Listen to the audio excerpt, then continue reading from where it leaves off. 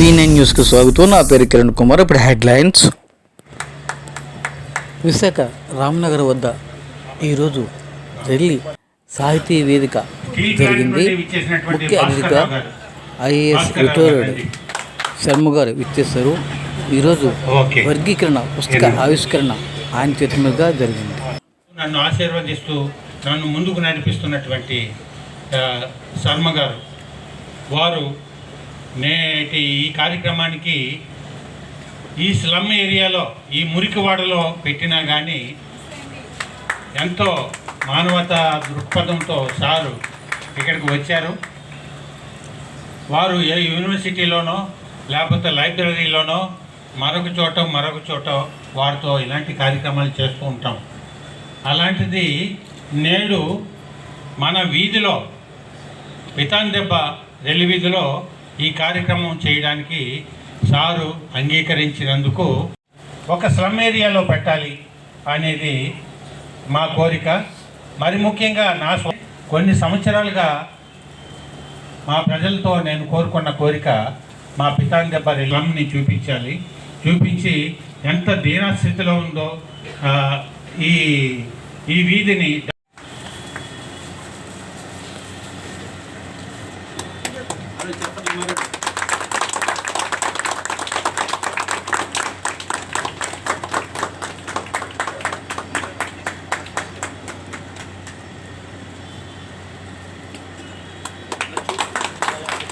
పుస్తకం ఆవిష్కరణ కార్యక్రమం పెట్టమని వారు కోరారు. కాబట్టి పుస్తకాన్ని ఆవిష్కరించిన తర్వాత మిగిలిన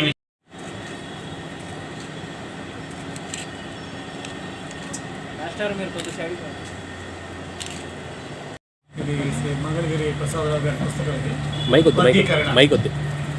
వర్గీకరణ అని. ఇది ఆయన రాసినటువంటి మొట్టమొదటి పుస్తకం కాదు. ఎందుకంటే ముందు దళితులు ఎన్నో పుస్తకాలు రాశారు. ముఖ్యంగా ఈ రెల్లి భాష మీద ఆయన నిఘంటువు రాశారు, డిక్షనరీ అనమాట. దాంట్లో ఏంటి, ఒరియా, తెలుగు, హిందీ, రెల్లి భాష వ్యక్తుల పదాలన్నింటికి ఈక్వలెంట్ వర్డ్స్ అనమాట. చాలా ముఖ్యమైనది. ఎందుకంటే రెల్లి జాతి తాలూకు స్వాభిమానం అనేది ఆ భాష మీద ఆధారపడి ఉంటుంది, ప్రజల మీద ఆధారపడి. ఆ విషయాల్లో నేను శ్రీకాకుళంలో పుట్టినవాడిని. శ్రీకాకుళం, ఈ విజయనగరం, బొబ్బిలి, విశాఖపట్నం ఈ ప్రాంతాల్లో రెల్లి జనాభా ముఖ్యంగా ఉంటుంది. తర్వాత వలస లేదు మిగిలిన జిల్లాలకి, మిగిలిన రాష్ట్రాలకి, మిగిలిన దేశాలకి మయన్మార్. సో ఈ రెల్లి భాష గురించి, రెల్లి జాతి గురించి కృషి చేసిన వాళ్ళలో నేను ఎవరిని మంగళగిరి ప్రసాదరావు గారి ఇటువంటి మహానుభావుని తప్పకి ఏమైనా చూడలేదు. నాకు ఎంత చేశారంటే, నేను ఆయనతో ఇదే కాదు, నేను చాలా మురికివాడలు తిరిగాను ఇక్కడ. ఇప్పుడు ఇంతకన్నా ఇది చాలా మెరుగైనటువంటి కాలనీ. నేను విశాఖపట్నంలో ఉన్నటువంటి మురికివాడల్లో ముఖ్యమైనటువంటి జనాభా రెల్లి జాతి. వాళ్ళు భారతీయపల్లి నుంచి, బొబ్బిలి నుంచి కన్స్ట్రక్షన్ వరకు ఏదో మిగిలిన ఉద్యోగాలు, ఉపాధుల కోసం వచ్చిన వాళ్ళు. నేను యాక్చువల్గా కరోనా వచ్చిన ముందు నేను ఇక్కడ ఉన్నటువంటి మురికివాడల్లో ఒక్కొక్క మురికివాడ సముదాయంలో 6 గంటలు 7 గంటలు కూర్చున్నాను. ఎందుకంటే వాళ్ళ తాలూకు సమస్యలు ఏమిటి, ప్రతి కాలనీ తాలూకు సమస్యలు ఏమిటి. ఇప్పుడు ఏమైందంటే మన భారతదేశంలో ఏదో అయోధ్య రాముడి టెంపుల్ అని, అమరావతి రాజధాని అని, అసలు ప్రజల సమస్యలు ఎవరికీ ఖాతలేదు. సో నా ఉద్దేశం ఏమిటంటే ప్రజల సమస్యలు ప్రజలు చర్చించాలి, అప్పుడే మీలో చైతన్యం వస్తుంది.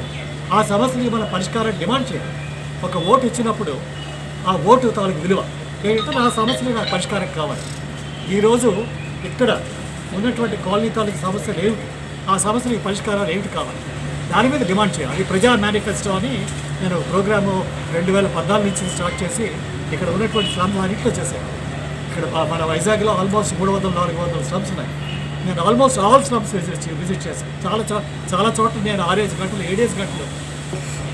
సుప్రీంకోర్టు వారు చాలా ఇంపార్టెంట్ చరిత్రాత్మకమైనటువంటి ఒక జడ్జిమెంట్ ఇచ్చారు. దాంట్లో ఏంటన్నారంటే, ఒక షెడ్యూల్ కాస్ట్ అనేది ఒక హోమోజీనియస్ గ్రూప్ కాదది, దాంట్లో చాలా అసమానత్వం ఉంది. ఇప్పుడు వాళ్ళల్లో రెల్లి జాతి దళితులు ఆయన చేసే పుస్తకం రాశారు, హిందీలో కూడా అనుమతించింది. సో అటువంటి దానికి ఏంటంటే అందులో మళ్ళీ ఆ వర్గీకరణలో వర్గీకరణ చేయాలి అని సుప్రీంకోర్టు ఇది మొట్టమొదట చాలా మంచి ఇంపార్టెంట్ జడ్జిమెంట్ ఇచ్చారు. దాని ప్రకారం ఏం చేసినా ఆంధ్రప్రదేశ్లో కూడా ఒక 1 మ్యాన్ కమిటీ రాజీవ్ రంజన్ మిశ్రా గారిని వేశారు. ఆ కమిటీకి నేను రాశాను, చూడండి మీరు రెల్లి జాతికి న్యాయం చేయాలి. ఎందుకంటే వాళ్ళ జనాభా లెక్కలు సరిగ్గా జనాభా లెక్కలు లేవు. మోడీ గారు ధర్మం అంటూ ఆయన ఎక్కడ కూడా డేటా తీసుకోవడం. సో ఆయన జనాభా లెక్కలు చేయలేదు. సో ఇప్పుడు 2021లో చేయవలసిన జనాభా లెక్క అవ్వలేదు. సో దాంతో ఏమైందంటే ఈరోజు మనకి ఇక్కడ మన ఆంధ్ర రాష్ట్రంలో ఎంతమంది ఉన్నారు, వాళ్ళందరినీ సరిగ్గా ముందు జనాభాలో సరిగ్గా లెక్క పెట్టారా? ఇప్పుడు రెల్లి అనేది డెఫినెట్ మిశ్రా గారికి నేను లెటర్ రాసి, మీరు ఒక్క వ్యక్తిని మీరు మీట్ అవ్వాలి. మీకు చాలామంది జిల్లాల నుంచి మీకు మంచి మంచి రిప్రజెంటేషన్ ఇచ్చారు, అది చాలా ఇంపార్టెంట్. కానీ మీరు మంగళగిరి ప్రసాదరావు గారిని మీరు ఆహ్వానించి ఆయనతో మీరు సంప్రదించండి అని రాస్తే ఆయన టెలిఫోన్ చేసి మన మంగళగిరి ప్రసాదరావు గారితో కూడా ఆయన చర్చించారు. గారి ఆధ్వర్యంలో డాక్టర్ అంబేద్కర్ గారి ఆశీర్వచనంతో ఈరోజు ఈ పుస్తకం ఆవిష్కరించబడింది. ఈ పుస్తకంలో చాలా రచన అంటే పద్యాలు ఉన్నాయి. కానీ పద్యాలే కాకుండా ఈ రెల్లి జాతీయ తాలూకు దాని మీద ముందున్నటువంటి రిపోర్ట్లు, ఉషా మెహ్రా కమిటీ అని, రామచంద్రరాజు కమిటీ అని ఎన్నో రిపోర్ట్స్ ఉన్నాయి. వాళ్ళందరూ చెప్పారు ఈ జనాభా లెక్కలు తప్పు, వాళ్ళ తాలూకు సరైనటువంటి లెక్కలు వేయండి, వాళ్ళకి న్యాయం చేయండి. దళితుల పుస్తకం మన ఆంధ్ర రాష్ట్రంలో ప్రతి రెల్లి కాలనీలో కూడా ఇది వెళ్ళాలి ఒక కాపీ. అది మన తాలూకు అబ్జెక్టివ్. తర్వాత నాకు ఒక రిక్వెస్ట్ ఏంటంటే ఈరోజు చాలా సంతోషంగా ఉన్న మాట ఏంటంటే మరి ఇక్కడ ఛత్తీస్గఢ్ నుంచి వచ్చారు, రాయగఢ్ నుంచి వాళ్ళు అక్కడ అక్కడ మాట్లాడారు. జేకేపూర్, ఆ జేకేపూర్ నుంచి ఎప్పుడైతే వచ్చారు అందరూ ఒరిస్సా రాయగఢ్. సో ఆయన ఒరిస్సా నుంచి వచ్చారు. ఒరిస్సాలో చాలామంది ఉన్నారు అక్కడ. ఎప్పుడే మనకి మెయిన్గా చదివించాలి, పిల్లల్ని చదివించాలి, సమీకరించండి, అందరినీ సమకూర్చండి. మూడవది డిమాండ్ చేయండి, యాజిటేట్, డిమాండ్ చేయండి మీ హక్కులు. ఇప్పుడు మన రాష్ట్రంలో ఏం చేస్తారు, ప్రధానికి రాయితీ సబ్సిడీ ఇచ్చే ఉంటారు. సబ్సిడీ వాళ్ళ ఔదార్యం కాదని, వాళ్ళ దాక్షిణ్యం కాదని. సబ్సిడీ అనేది మన క్లెయిమ్, అది ఎంటైటిల్మెంట్, మన హక్కు, అధికారం. ఆ హక్కులు ఎవరిచ్చారు? డాక్టర్ అంబేద్కర్ గారు మన రాజ్యాంగంలో వచ్చినటువంటి హక్కులు అన్నమాట. ఇప్పుడు రిజర్వేషన్స్ ఉన్నాయి, రిజర్వేషన్స్ చాలా క్లియర్గా ఉంది మన రాజ్యాంగంలో. ఇప్పుడు ఏమైంది, మన ఎన్డీఏ గవర్నమెంట్ వీళ్ళందరూ కూడా ఏదో రిజర్వేషన్స్ మీద అంత పెద్ద ఇంట్రెస్ట్ చూపించకపోవడం, డాక్టర్ అంబేద్కర్ గారిని కొద్దిగా కించపరచడం, ఇవన్నీ అవుతున్నాయి. సో ఇవన్నీ మనం గుర్తించాలి. సో మనకు కావాల్సింది ఏంటంటే ఇక్కడ మన ఆంధ్ర రాష్ట్రంలో ఉన్న రెల్లి కాలనీస్ అని శ్రీకాకుళం, భోగిలి, పార్వతీపురం, విశాఖపట్నం అన్నీ కూడా మనం ఒక ఫెడరేషన్, అప్పుడు ఐడియా ఏంటంటే ఫెడరేషన్ పెడదామని పెట్టి అక్కడ పెద్ద దగ్గర రెల్లి అసోసియేషన్ చీపురుపల్లి వెళ్ళాం. చీపురుపల్లిలో ఒక ఎఫెక్టివిటీ వాళ్ళ మీద ఏమన్నా కొంచెం ఈ దళితుల మీద మీకు ఏమైనా కొంచెం గౌరవం ఉంటే ఆ పుస్తకాన్ని మీరు ప్రచురించాలి. ఈ ప్రభుత్వం తాలూకు బాధ్యత అని రాశాను.